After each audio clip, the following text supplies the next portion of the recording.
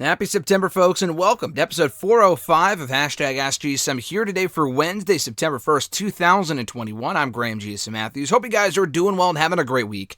Last week, we had Alexis on the show for a very surprise appearance. We weren't planning on having her on the show until like the day of, so check out that episode if you haven't already. But speaking of Alexis and I, we are less than 24 hours away from flying to Chicago for All Out Weekend. And like literally 24 hours from now, we will be there. We have to get up at like 3 o'clock in the morning. We're leaving first thing on Thursday morning, and we'll be there by very early Thursday morning, as Chicago really isn't that far from where we are. So we're looking forward to it. We're going to be there all weekend for a Rampage, for All Out on Sunday. It's going to be a great time. So if you're going as well, hope you enjoy it. It's going to be a great weekend, so we're really, really excited for it. We were there for All Out Weekend 2 years ago. We were only in Chicago for like a day and a half. We flew in Friday night, left Sunday morning. We'll be there now from Thursday through Monday. So we have a lot more time in the Windy City. It's going to be a great time, and we're really, really looking forward to it. As far as this episode of #AskGSM goes, you guys can send in questions every single week by tweeting me on the Twitter machine at WrestleRant with the #AskGSM. You can also send in questions on Facebook. Find my Facebook page at facebook.com/Graham.GSM.Matthews. Leave comments on the post where I usually put up a post on Tuesday nights asking for your questions, or just right on the wall itself, that's fine too.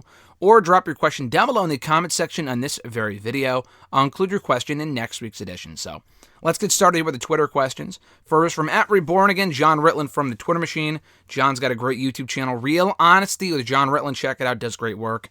His first question was, so would you consider the 2 NWA pay-per-views this past weekend a success? I thought for the most part they were good shows, aside from having to endure Velvet on commentary and Tyra stinking it up. Yeah, I enjoyed the weekend of the NWA shows. We talked about this a few weeks ago. John asked me about it a while ago. Maybe it was a week ago. I think it was a week ago, actually, as far as my expectation for the 2 shows. I was interested to see how they would do. I was more excited for Empower, and that ended up being the stronger show of the 2, in my opinion. The second show went a little long. A lot of the matches just went longer than they needed to. The Chelsea Green Camille match wasn't exactly all that exciting. I enjoyed the tag team title match. The opener was very good. The main event was the best part of the show. The Ric Flair promo was cool. It just went way too fucking long, which is to be expected when you give Flair an open mic and no limitations for how long he can talk. He just rambled on for a while, which I understand because I do the same thing here on this show. But I don't have a 3-hour time limit. You know what I mean? Like they do, and they went overboard as a result. But still, it was a good show, good ending with Trevor Murdoch becoming the new NWA World's Heavyweight Champion. I wasn't exactly sold on Murdoch becoming champion a few months ago when we talked about it. I know John, I think, asked me like back in June my thoughts on the ending to the When Our Shadows Fall pay-per-view, and the fact that Murdoch was like disqualified, and my thoughts on him eventually taking the title. You know, the guy is 40-something years old. You know, it's Trevor Murdoch. But the guy fits the NWA mold to a T, and they've done a great job of making him out to be an awesome babyface. So, at the end of the day, it's hard to hate on it, and it was a great match to boot. Overall, though, I enjoyed both shows very much. The Empower show was great. I loved my favorite match of the weekend for me was Camille versus Layla Hirsch.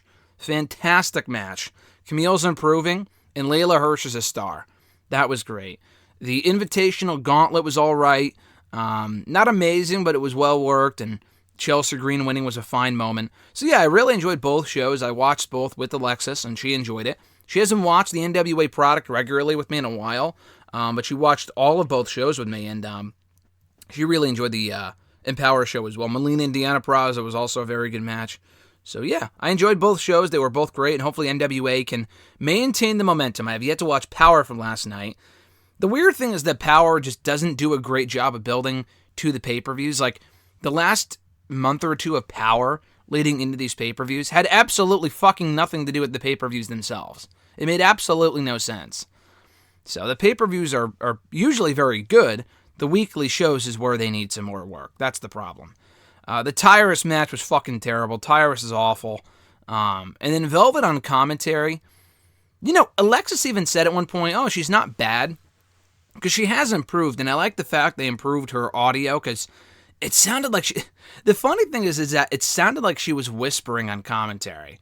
For the first 6 months of her doing commentary on Power, it sounded like she was so quiet.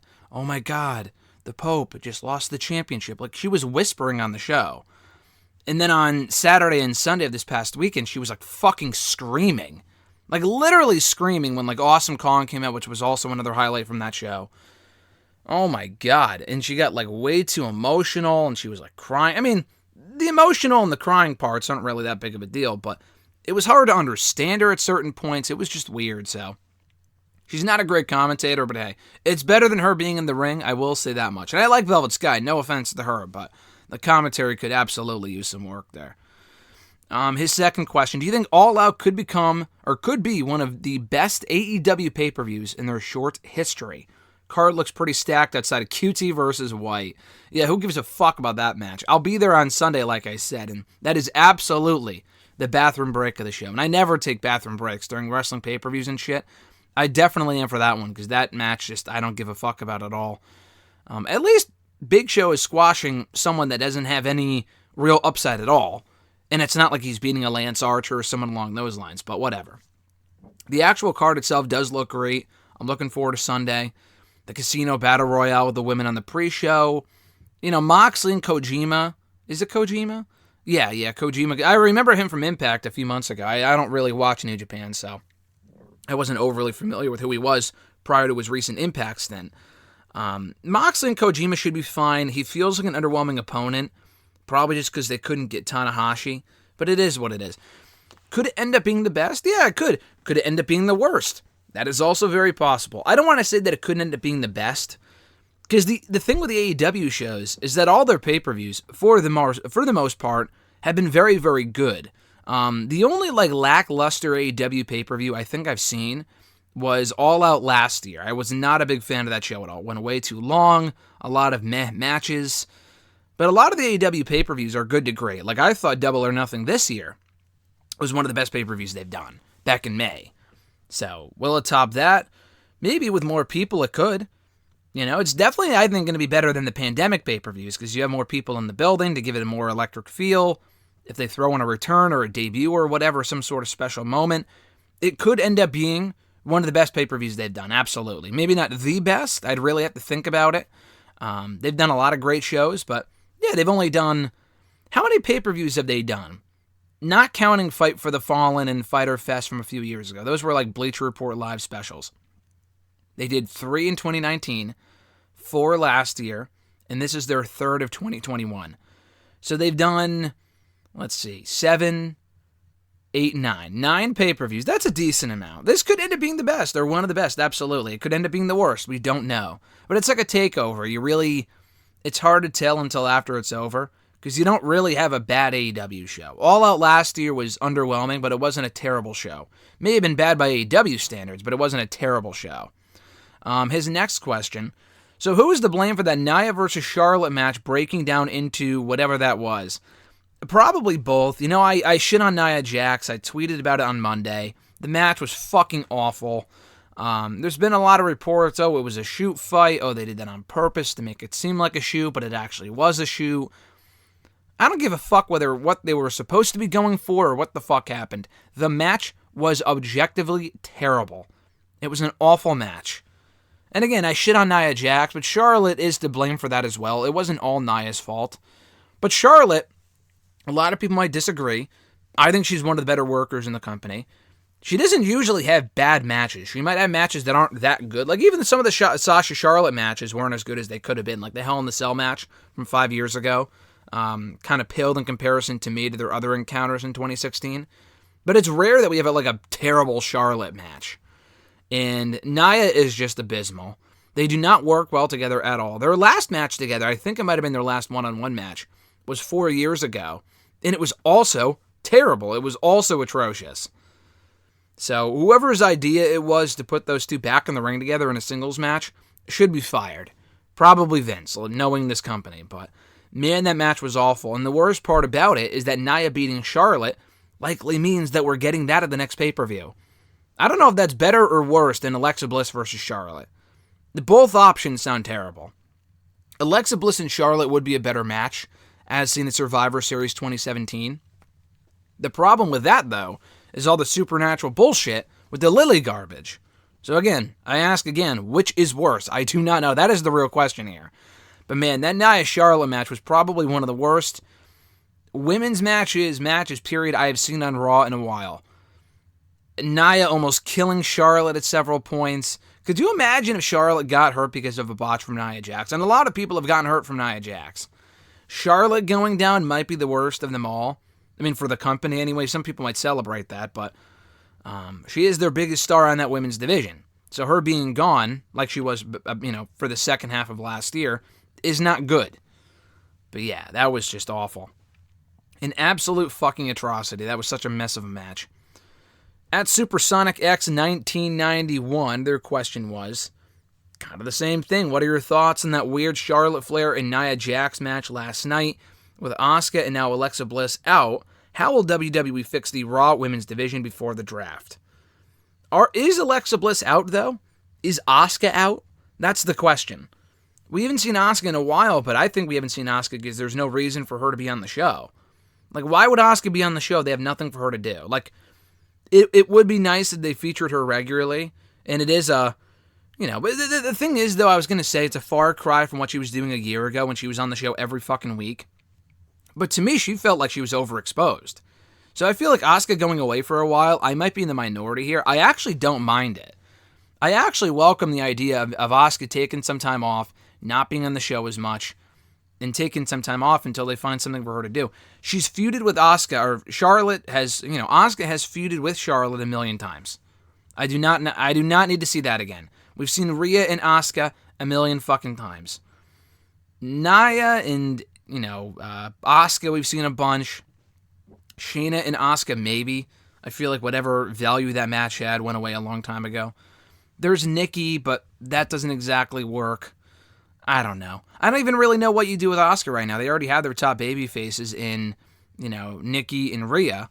That's not to say that you can't find a role for Asuka on the show, but I feel like come the draft, they're probably going to move Asuka to SmackDown because she's done all that she can do on Raw right now. She's been on Raw for like 2 years, so I would switch her over to SmackDown. She's really done everything she could do on that show as well, but they might give her some new fresh opponents like Becky Lynch we've seen before, but Bianca and Asuka would be interesting, and Carmella we've seen before, and Zelina, we also saw that. So Asuka's really done it all in WWE. Switching her to SmackDown might be the better idea of the two right now. I don't blame the company for not having her on the show, though, because, again, there's really nothing for her to do. I haven't heard that she's hurt. I haven't heard that Alexa Bliss was hurt. I heard that Alexa Bliss was at Raw this week. I didn't hear that. I read that from her herself. She tweeted that the other day, like yesterday, saying, I did not, quote-unquote, miss Raw. I was very much there. So they probably just changed plans and didn't feature her on the show. So there's really no one way to fix that women's division. Not putting fucking Nia Jax in the title picture would help, though, because she is awful, like I said. Their second question. What are your thoughts on the new NXT logo? It gave me early 1990s vibes with the colors and the music. I think it looks dumb, but like a lot of other people have said, I'm not going to shit on the new direction of NXT, although it doesn't sound promising, I will say that. I won't shit on the new direction of NXT until we get a better idea of what it's going to consist of exactly. They might do new things with this new NXT, like the lighting and the production and the overall look of the show, which NXT needed anyway, a bit of a revamp as far as that stuff goes. The COVID Coliseum, as Solomonster would call it, or the CWC or whatever the fuck. I hate that arena, I really do. I think Full Sail is just better in my opinion. I hate the fact they're filming out of the fucking Performance Center. I think that's terrible, personally. It's just gone on for way too long. And Full Sail just had a better atmosphere, just more livelier fans. I don't know if it's the acoustics or what, but it just had a better setup. So I missed Full Sail, personally. But, hopefully if they can revamp that overall look of NXT, it might be better off. As far as who they might be featuring, not featuring as much, what they might be doing more of, less of, we really don't know until we see it. Or get a good idea of what the new NXT will feature in the first couple of weeks to a month or two. It's going to be a while before we get a good idea of what this new NXT is all about. If it goes back to what it was in 2010, the show will be the fucking drizzling shits. Would they make it that bad again? I don't know. I know this is like a Vince Nick Khan directive, but if Triple H is still running the show, I find it hard to believe it would be as bad as it was 11, 12 years ago. 10, 11 years ago. So we'll see. We'll see. But for starters, as far as the logo goes, I'm not a fan of it. The actual design isn't terrible. the color splashes and shit, makes me think, as Alexis put it last week, or as we were discussing it the other day, makes me think I'm watching Disney XD, or some fucking Nickelodeon kid show or something, which would be fine if I was 12, but not exactly now that I'm 26. You know what I'm saying? It just doesn't exactly work out as well. But, yeah, I'm not a big fan of the logo, but we'll see what the new NXT is going to consist of in a few weeks when they re-debut the show. I think on September 14th, if I'm not mistaken. At Iwagu91, their first question. Even had the pandemic not happened, would the Boneyard match still have happened, and thus would squashing John Cena at WrestleMania 34 still be the Undertaker's swan song, competing in front of a crowd at WrestleMania? No. Had the pandemic not happened, the last match of Taker's career still would have been, so here's the thing. His last match would have never have been the Cena match at 34. Because didn't he wrestle after that? Oh, no, you said competing in front of a crowd at WrestleMania.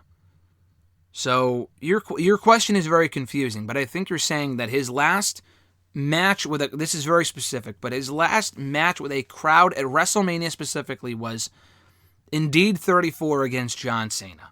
It was. His last match period was the 36 Boneyard match with AJ Styles. His last match period with a crowd was it not Extreme? No, it was technically, I was going to say Extreme Rules 2019 when it was him and Roman versus Shane and Drew. Technically, it was the Super Showdown match in February of last year. That fucking trophy gauntlet match they did where he beat AJ Styles at the very end. He pinned him in 30 seconds. Technically, that is Taker's final match with a crowd. His final match with an audience, had the pandemic not happened, at a WrestleMania specifically, would have been at Mania against AJ Styles. So the wording of your question is very confusing, but yes, the final match of his career with fans, had the pandemic not happened, likely, maybe the match would have been bad and he wouldn't have felt, okay, this is it, I want to keep going. Maybe this isn't it, rather, and I want to keep going until I get the match right. We do not know how good that match would have been at WrestleMania, at WrestleMania 36 with a crowd between AJ and Taker had the pandemic not happened. We don't know. We have no idea. So that would have likely been his final match in front of a crowd at WrestleMania against AJ had COVID not happened, but it's impossible to tell because the match could have sucked and he would have felt, yeah, I'm not done yet. I want to have another match until I can end my career on the right note, But I'm glad he ended it, even though it had no fans, with that Boneyard match, because it's probably the best Taker Mania match I've seen since the Punk one at 29 in 2013. His second question, regarding All Out this Sunday, do you see the Lucha Bros finally winning the AEW World Tag Team titles, and do you see Darby and CM Punk headlining the event? I could see the Lucha Bros winning the tag titles. It would be cool to see that live. They do deserve it. I feel like the timing is off, though. The steel cage would make you think that we're getting a title change because the rest of the Elite can't interfere, and that's kind of, for the most part, how they've been able to hold on to the championships since winning them last year. The thing is, though, with the Lucha Bros and the Bucks and whatever, I really want the titles to change hands at that Arthur Ashe Stadium show in New York City in a few weeks, with Santana and Ortiz taking the titles. We're getting FTR and Santana and Ortiz tonight on Dynamite. We are definitely getting that. So and I think they will, if Santana and Ortiz can win that, maybe they win a third match, maybe they don't. I think we can see them win the tag titles at the Arthur Ashe Stadium show in New York City in a few weeks. That's what I think we could see, and that's what I want to see. I love the Lucha Bros, don't get me wrong, but I feel like if you're in New York City, they haven't held the titles yet, they should have held the titles a while ago, that would be the place to do it. And I hope they do. So, that's what I'm hoping they're holding out for. I don't know for a fact, though. We'll see. But, yeah, I'm going to say my prediction is that the Bucks retain. You think they're going to change the titles, but they actually don't. They don't actually drop the championships. And we get that title change in a few weeks on Dynamite. I feel like we're so close to that moment. Why would you not do it then? You know what I mean? So we'll see. Although I do love the Lucha Bros, so I wouldn't mind them winning the championships either. And also, do I see Punk and Allen headlining the event? I don't. So I did Because Omega and Christian is not... Listen, I love the match on Rampage a few weeks ago. I thought they had a great match. I'm looking forward to Sunday's match. They work very well together. I love Christian. You know Omega's not losing. The only way that match goes on last, and apparently could you imagine? Tony Khan on the Observer radio show with Meltzer a few days ago, about a week ago or something, had kind of made reference to that main eventing the show, the title match, because you got to remember, they didn't headline Double or Nothing either. Omega didn't go on last to Double or Nothing. So to not put your top title on last for 2 straight pay-per-views isn't exactly a great idea. You kind of have to have them go on last. The only way that goes on last, though, is if they have someone show up after it's over, like a Daniel Bryan or an Adam Cole or whatever. You got to go off the show. You got to close out the night with a bang. You can't just have Omega win, and that's it.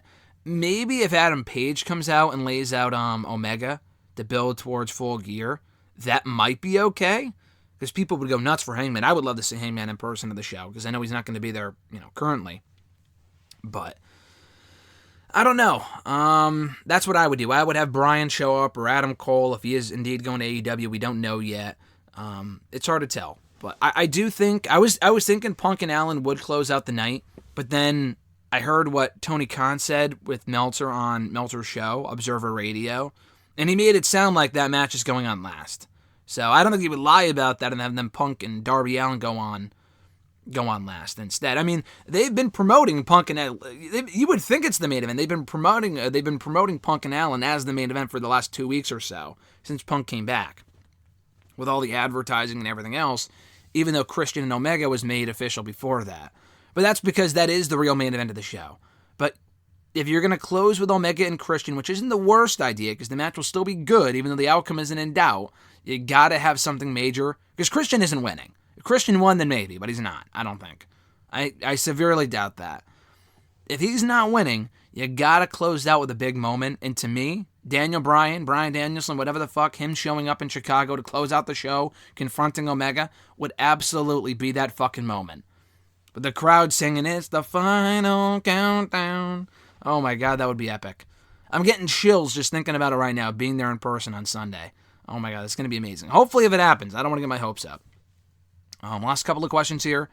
One last one from @Iwagu91. Do you find it ironic that Tyler Bate has thus far been the only one to win the NXT UK title at the UK itself? That is kind of funny now that you mention that. You were correct. So we've had 4 NXT UK champions. Tyler Bate won the first one at that the first UK tournament they did 4.5 years ago. And that was in the UK, obviously. That was in Blackpool. But then Pete Dunne won it in Chicago at a TakeOver. He won it at TakeOver Chicago 1 a couple of months later, in May of 2017. Walter won it at TakeOver New York in Brooklyn over WrestleMania weekend 2 years ago, WrestleMania 35 weekend. And then Ilya Dragunov won it not here in Florida. I'm not in Florida. He won it in Florida, here in the States, at TakeOver 36 a week or two ago. So, yeah, it is kind of crazy when you think about how the UK title has changed hands 4 times, or it's been won by 4 different people, 3 of which have happened not in the UK. That is kind of funny. I'm glad. I mean, we're getting spoiled over here, but the UK is kind of getting fucked out of it, So there is that. Last question from Fiornick579. His question was, due to literally doing everything there is to do on Raw, could you see Drew McIntyre moving to SmackDown in the draft this fall? Abso-fucking-lutely. Absolutely. I was talking with a few people last night about, who should move, who should stay, whatever. And Drew is the first name that comes to mind, to me. No one needs a draft more than Drew fucking McIntyre. Beyond him and Priest one-on-one, I mean, Priest pinned him on Monday, which was huge. But I still want to see McIntyre and Priest one-on-one, and still Priest retains the title, whatever. But beyond that, what more is there for McIntyre to do on Raw? He can't go for the championship as long as Lashley is champion. And even that, I don't really want to see him, go for the championship again anytime soon. Even if Goldberg were to win it, we've already seen Goldberg and Drew. Him and Sheamus has been done. Him and Lashley, I mentioned. Who else even is there on Raw? I have no idea. Unless he joins the tag team ranks, but I don't know. I really don't have any desire to see McIntyre on Raw anymore. He's been on Raw since he returned 3.5 years ago. So him going to SmackDown would be a fresh change of pace. He hasn't been on SmackDown since like 2011, 2010, whatever. It's been a long time since the last brand split a decade ago. So I would put him back on SmackDown. At least over there, there's a few feuds he's already done over there as well, and it depends on who moves in the draft. But him and Roman obviously is number one. They had that great match at Survivor Series last year. That was awesome. I would love to see a rematch of those guys going at it for the Universal Championship this time. That would be a lot of fun. Beyond that, though, him and Corbin, we've already seen a bunch. I really have no desire to see that. But, if you was to go heel, you got him and Big E, him and Kevin Owens. We haven't really seen a full-fledged feud between the two, I don't think. You could do that. We've already seen him and Rollins, but they feuded for like a month last year, so you could go back to it if you wanted to. He would be on the same show as Cesaro, would be cool. I don't know if we've ever seen them go one-on-one before. That would be a lot of fun. Who else is on SmackDown? Him and Edge, if Edge is still on SmackDown at that point, that would be cool. I'm trying to think who else is on SmackDown. Corbin, Apollo, Nakamura, and Drew. I don't know if we've ever seen that before. That would be new. I could see Nakamura moving to Raw, though. He's never been on Raw. But anyway, to answer your question, absolutely, Drew is going to SmackDown. He needs to go to SmackDown. He should go to SmackDown. He must go to SmackDown. He has done everything there is to do on Raw, and it's time for him to move on. And that's going to do it, guys, for episode 405 of #AskGSM here today again for September 1st, 2021. Thank you guys, as always, for sending in your questions. Thank you for your support of the show and the channel. We are quickly approaching the 25,000 subscriber mark, which I never thought I would say. But because of that 5 million viewed, the video that was viewed by 5 million people the other day, or last week or whatever, the Brock Lesnar return live reaction video I put up over SummerSlam weekend, we're quickly approaching that awesome milestone mark, which is super cool. So thank you guys for subscribing, staying subscribed, checking out the videos. I appreciate it. If you're new to the channel, we do these Q&A videos every Wednesday. We do a lot of things every week. We do Raw Talk reviews every week, SmackDown audio reviews on Saturdays every week, Talking Smack reviews, What If reviews every Friday. We're going to be breaking down the new Marvel, Shang-Chi, whatever, this coming weekend. We're going to be watching it this weekend, I think, in Chicago. Whether the review goes up this weekend, probably not, but it will be up at some point. We do podcast excerpts every Thursday. I do interviews. I'm putting up interviews all week this week, so check those out. And just be sure to subscribe and hit the bell button to be notified every time a new video goes up. I will be in Chicago, like I said, for All Out Weekend starting tomorrow. So I'm hoping to post some live reaction videos from both Rampage and All Out this weekend, which I'm really looking forward to. And then finally, before we ride off into the sunset here, if you want to send in a question to the show, you can tweet me on the Twitter machine at WrestleRant with the hashtag AskGSM. Find me on Facebook at facebook.com/Graham.gsm.Matthews. Leave a comment on the post that I usually put up every Tuesday night, if not on the wall itself. And last but certainly not least, drop your question down below on this very video in the comment section. I'll include your question in next week's edition. With all that being said, guys, enjoy All Out this weekend. It's going to be a great time. I'm Graham GSM Matthews, and I'll catch your ass down the road.